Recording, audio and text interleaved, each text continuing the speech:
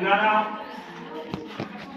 DK, Deepak, Sanjay सर्वांचे आता काही इथं नाव घेणं शक्य नाही की याची आठवणी दिसले तो ते बाबूराव ढोले घेतले की आणि या ठिकाणी जमलेला सर्व बंधू भगिनी मी काही नेता नाही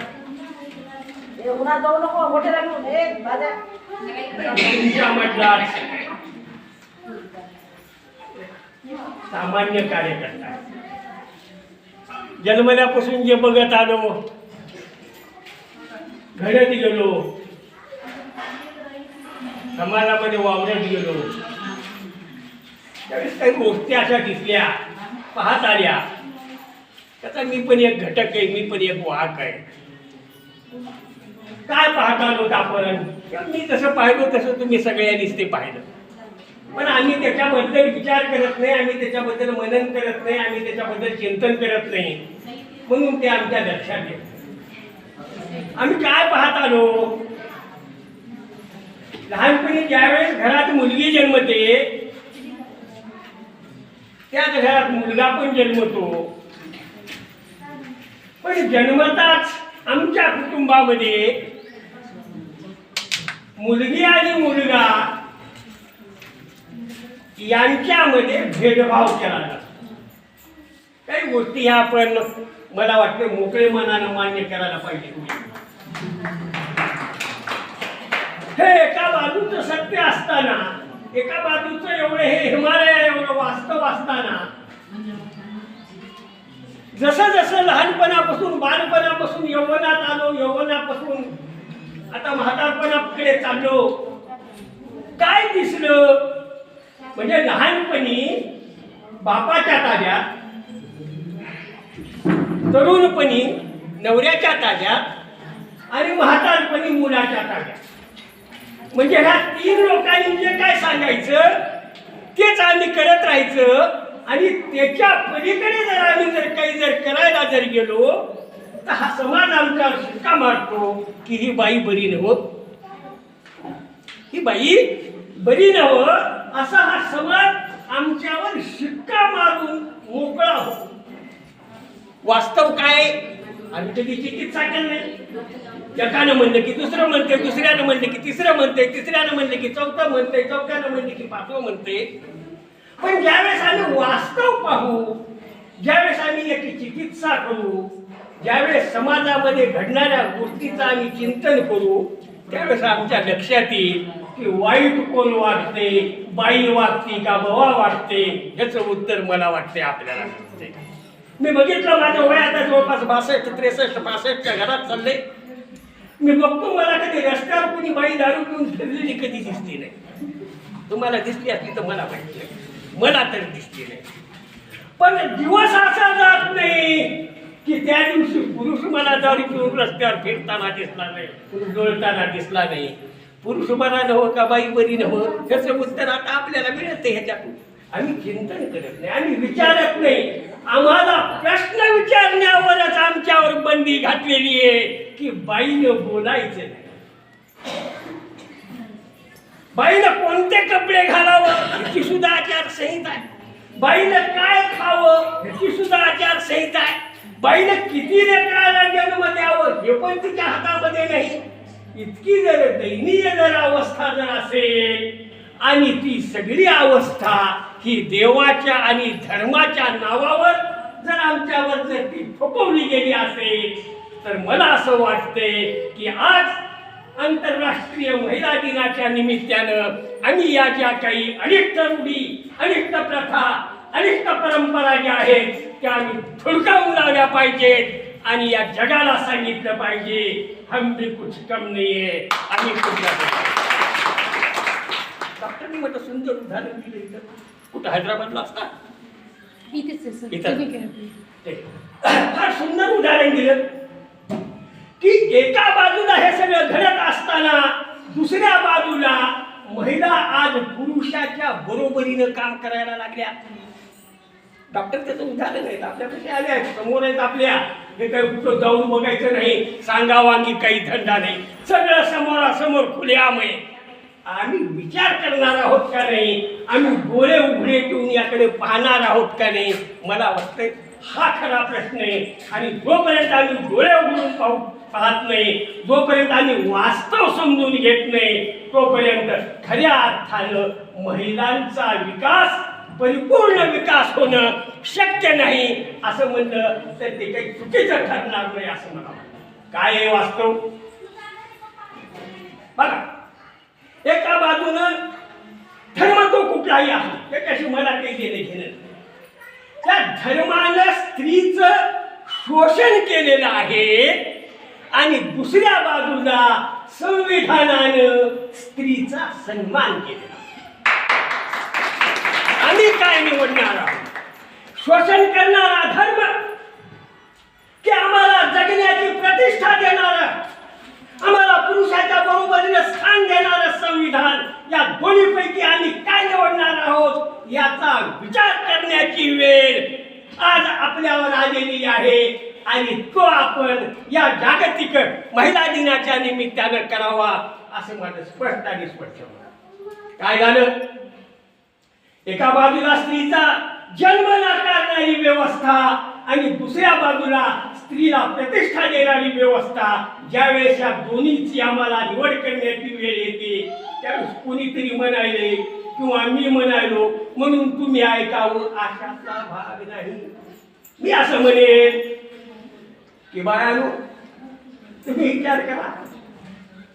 मी सांगतो म्हणून किंवा एखादा माणूस सांगतो म्हणून तुम्ही ते स्वीकारू नका. तर वास्तव तुमच्या जीवनामध्ये काय आहे, काय घडले, कसं तुम्ही घडत आलात याचा जर तुम्ही मला वाटतं विचार जर केला तर ते लक्षात येईल. आता मी एक गाणं म्हणलं किंवा आता सांगितलं मी तुम्हाला, लहानपणी बाप, तरुणपणी नवरा आणि म्हातारपणी पोरगं, ह्याच्या पलीकडे काही आपलं विश्व नाही. हे खरं आहे का नाही? जर हे असं असेल तर ते पुरुषाच्या बाबतीमध्ये का लागू पडू नये? तर लहानपणी बाईचं ऐकावं, तरुणपणी बायकोचं ऐकावं, म्हातारपणी बाईचं ऐकावं असं कधी झालंय का? तर म्हणते नाही तुला काय कळतंय, बायकोला म्हणते तुला काय कळतंय, महिला म्हणते तुला काय कळतंय, आणि ह्याला कसं काय शब्द कळायला लागतंय असं कधी आम्ही विचारणार आहोत का नाही? का तू बरोबर देवाचा बाप आहेस? तू कुठून शिकलास? ज्या आईच्या गर्भामधून आम्ही जन्म घेतो आणि त्याच आईला आम्ही म्हणतो की तुला कळत नाही, याच्या तेवढा मूर्खपणा या जगाच्या पातळीवर दुसरा कुठलाच असू शकत नाही. हे आम्ही आधी ठामपणे मान्य केलं पाहिजे. समोर त्याला हे ठासून सांगितलं पाहिजे. एक फवारा देऊन, एक मुस्कारा देऊन, तुला कळते का मला कळते, तुला कळते का मला कळतंय? हा प्रश्न आम्ही या व्यवस्थेच्या समोर जोपर्यंत उभा करत नाही तोपर्यंत मला वाटते आमच्यामधलं धारिष्ट्य, आमच्यामधला पराक्रम, आमच्यामधली गुणवत्ता ही जगाच्या समोर येणार. आणि ही गुणवत्ता जगाच्या समोर यावी म्हणून बाबासाहेबांनी ज्या वेळेस संविधान दिलं, बघा विचार करा, बाबासाहेबांना म्हणते हे आपलं नवं, म्हणजे आपलं नवं. तर बाबासाहेबांना तुम्हाला कशासाठी बापाच्या इस्टेटीमध्ये हक्क दिला त्या संविधानामध्ये घेऊन? हिंदू कोड दिलाचा आग्रह बाबासाहेबांनी धरला नाही तर तो जर मान्य जर ती संसद करला गेली तर बाबासाहेबांना राजीनामा तोंडात फेकून मारला आणि सांगितलं की या देशामध्ये जेवढे अधिकार पुरुषाला आहेत तेवढेच अधिकार त्या स्त्रीला आहेत. घटना घडली 1947 ला, देश स्वतंत्र झाला, 48 ला संविधान आलं. त्या संविधानाचा आज आम्ही अमृत महोत्सव साजरा करतोय. आणि हा अमृत महोत्सव साजरा करत असताना मला तुमच्या पुढे एक खास सांगावं लागते. तुम्हाला मला ही आठवण करून दिली की बाबासाहेबांनी जर हे जर केलं नसतं तर ह्या पुरुष सत्ताक पद्धतीनं आम्हाला चिरडून टाकलं असतं. आमच्या शोषणाचे आणखी कितीतरी किस्से आणि कितीतरी गाथा त्या अशाच दिल्या गेल्या असत्या आणि आम्हाला सांगितलं असतं की स्त्री ही एका बाजूला देव आहे, स्त्री ही एका बाजूला देवी आहे आणि दुसऱ्या बाजूला रोज स्त्रीची विटंबना होताना घराघरामध्ये, दारादारामध्ये, गल्ली गल्लीमध्ये, गावागावामध्ये, शहराशहरामध्ये आपल्याला ती पाहायला मिळाली नसती. पण आम्ही याचं कधी चिकित्सा करत नाही, आम्ही कधी याच्यावर चिंतन करत नाही. हे आमचं मी असं सांगतोय. संविधानाच्या अमृत महोत्सवी वर्षानंतर म्हणजे 75 वर्षाच्या नंतर आता तरी आम्ही विचार करणार आहोत की नाही आमचे हक्क काय आहेत, आमचे अधिकार काय आहेत. सरकारनं सांगितलं सातबारावर बी आता बाईचं नाव आलंय, घरावर बी आता बाईचं नाव आलंय, डिग्रीवर बी आता बाईचं नाव आलंय. एवढंच नाही फुलाडी बहिणी, तुम्हाला माहिती आहे का नाही की माहित नसलं तर नीट लक्षात घ्या. आता जर शाळेत लेकराचं जर नाव जर घालायचं असलं घातलं असेल की आता त्याच्या आईचे बी नाव तिचं लावावं लागले. म्हणजे वास्तव हे आहे की बाईशिवाय या जगामध्ये काहीच निर्माण होऊ शकत नाही. इतकी मोठी बाईची ताकद असून देखील त्या बाईला दमवण्याचं, त्या बाईचं दमन करण्याचं, त्या बाईचं शोषण करण्याचं षडयंत्र या पुरुष सत्ताक पद्धतीने जे काही अवलंबिलेलं आहे ते आम्हाला तोडून मोडून फेकून द्यायचे आणि आम्हाला सांगायचंय की आता या संविधानाच्या अमृत महोत्सवी वर्षामध्ये आम्ही हे जाहीर करतो, आम्ही शपथ घेतली की आता आम्ही अन्याय सहन करायचा. कशासाठी सहन करायचा? पाया बिमाच्या व्यक्तीच्या पाया बिमाच्या व्यक्तीच्या शेजारच्या महिला जर नवरा मोठा म्हणते मला काय करायचं, लय आकाराला आली होती, बरं झालं.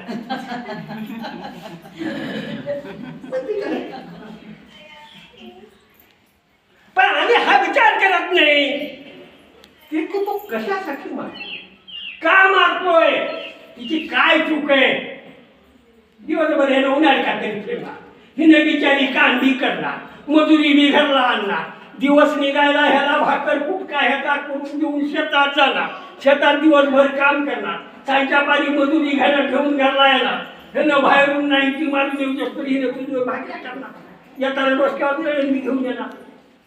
मला खरं आहे का खोटं? म्हणजे सगळं तिला करायचं आणि ह्यानं हिच्या मजुरीच्या पैशातून नाही ते घेऊन येऊन हिच्यातून थोबाडीत मारायचं. हे धंदे तिथून पुढे बंद झाले पाहिजे, तरच तुमचा सर्वांगीण विकास होऊ शकतो. अन्यथा तुमचं हे शोषण याच पद्धतीनं याही पुढे चालू राहण्याचा जो धोका आहे तो आम्हाला वाटते आम्ही वेळीच ओळखला पाहिजे. एक भाग झाला. दुसरा भाग आता बघतोय आपण. मी म्हणतोय म्हणून नाही, तुम्ही बघा 10 वर्षापूर्वी परळीमध्ये आमच्या कोणतरी डॉक्टर होतं, मुंडे काहीतरी नाव होतं, कसं बाई गेली दवाखान्यात, पोट दुखायले म्हणून गेली असेल, ऑपरेशन करायचं म्हणून गेली असेल, कुटुंब नियोजनाचं ऑपरेशन करायचे म्हणून गेली असेल, कशातही म्हणून गेली असेल. बाई गेली की तिथं गर्भाशय काढून विकल्या जातात. सस्पेंड झालं ते डॉक्टर, त्याला 10-20 वर्षाची शिक्षा पण झाली. हा म्हणजे एका बाजूला इतक्या नीच प्रवृत्ती पुरुष प्रधान संस्कृतीमध्ये उपजत असताना आम्ही मात्र आमच्यावर एवढा मोठा अन्याय होऊ नये आम्ही का बघतो, आम्ही शांत राहतो. दुसऱ्या बाजूला समाजामध्ये बघा, आता मला आणणार म्हणजे आमची घरेलू कामगार संघटना वगैरे आहे.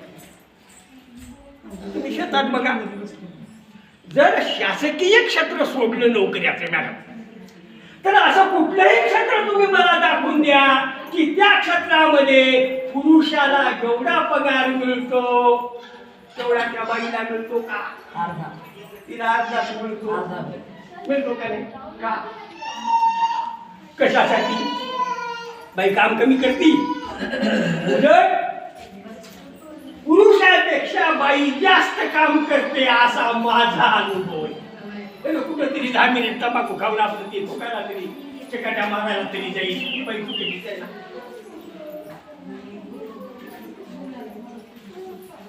एका बाजूचं हे भयानक वास्तव आम्ही समजून घेणार आहोत का नाही हे आम्ही नीटपणे लक्षात घेतलं पाहिजे. आणि हे लक्षात घेत असताना आम्ही धर्माबरोबरच संविधानाची चिकित्सा करून आमच्या फायद्याचं काय आहे, धर्म आहे की संविधान, हे आम्ही आधी नीट लक्षात घेतलं पाहिजे. मी असं का म्हणतो, मी सांगितलं ज्या धर्माने स्त्रीला दुय्यम लेखलं त्याच स्त्रीला या संविधानानं सर्वश्रेष्ठ मानलं. हा दोन्ही मधला फरक मला वाटतं आपण नीटपणे लक्षात घेतला पाहिजे. आणि संविधानानं हे अधिकार दिल्यामुळं आज महिला शाळेत शिकायला लागल्या, मुली शाळेत शिकायला लागल्या. आपल्या समोर बसल्यात, माझ्यापेक्षा त्यांचं वय फार कमी असत, माझं वय 60-65 आहे, त्या 40च्या मध्येच असतील, तरी कोणत्या डॉक्टर झाल्या. ही कशाची किमय आहे? ही शिक्षणाची किमय आहे. हे शिक्षण कुठून आलं? हा अधिकार आम्हाला कुणी दिला? तर तो अधिकार मला वाटतंय संविधानाने दिला, हे आम्ही मान्य करायला हवं. आणि इथून पुढे आपल्या जीवनामध्ये धर्मापेक्षा मोठं स्थान आपण हे संविधानाला दिलं पाहिजे. आणि जे कोणी आम्हाला सांगतील की बाबासाहेब आमचे नव्हते, त्यांच्या 2 कानपटामध्ये येऊन त्यांना सांगायचं की बाबासाहेब हे कुठल्या जातीची मक्तेदारी नाही, बाबासाहेब कुठल्या धर्माची मक्तेदारी नाही, तर बाबासाहेब अखिल मानव जातीच्या उद्धार करता आहे. हे जोपर्यंत आम्ही मान्य करणार नाही आणि ठाकून सांगणार नाही तोपर्यंत मला वाटते की आपल्याला खऱ्या अर्थाने न्याय मिळणार नाही. आपण या स्त्री दास्याच्या गुलामीतून आपण बाहेर पडणार नाही. आणि हे जर आपल्या सगळ्यांना जर करायचं असेल, यातून मुक्त व्हायचं असेल, आपण आपली प्रगती आपण आपल्या स्वतःच्या हातावर स्वतःच्या पायावर जर आपल्याला जर घडवून आणायची असेल, आणि ती घडते म्हणूनच या देशामध्ये महिला पंतप्रधान झाली, ती घडते म्हणूनच या देशामध्ये महिला राष्ट्रपती झाली, ती घडते म्हणून या देशात महिला खासदार होत्या, ती घडते म्हणून महिला डॉक्टर होत आहेत, ती घडते म्हणून महिला इंजिनियर होत आहेत. असं कुठलंच क्षेत्र शिल्लक राहिलं नाही की त्या क्षेत्रामध्ये आणि एवढंच नाही, आमची ती हे त्या नासामध्ये अंतराळामध्ये गेली, काय नाव सर तिचं? कल्पना चावला, सुनीता विल्यम्स. जीविका नाही. मग हे एका बाजूला एवढं सगळं वास्तव असताना देखील आम्ही त्या वास्तवाचा विचार करत नाही. म्हणून मी तुम्हा सर्वांना आज एकच विनंती करणार आहे की आपण आज या जागतिक महिला दिनाच्या निमित्तानं आपण हा विचार केला पाहिजे की आम्ही आमच्यावर होणारे अन्याय, आमचं होणारं शोषण आम्ही इथून पुढे ते सहन करणार नाही. आमच्यावरच नाही तर इतर महिलावर जर कोणी जर करत असेल तर आम्ही त्या महिलेच्या बाजूने उभा टाकून त्या महिलेला त्या शोषणामधून आम्ही मुक्त करू. हा संकल्प मला वाटतं आजच्या दिवशी आपण करावा. एवढीच मी आपल्याला विनंती करतो. मला या ठिकाणी संयोजकांनी बोलवलं, संधी दिली, त्याबद्दल आभार मानतो आणि थांबतो. जय भीम, जय भारत.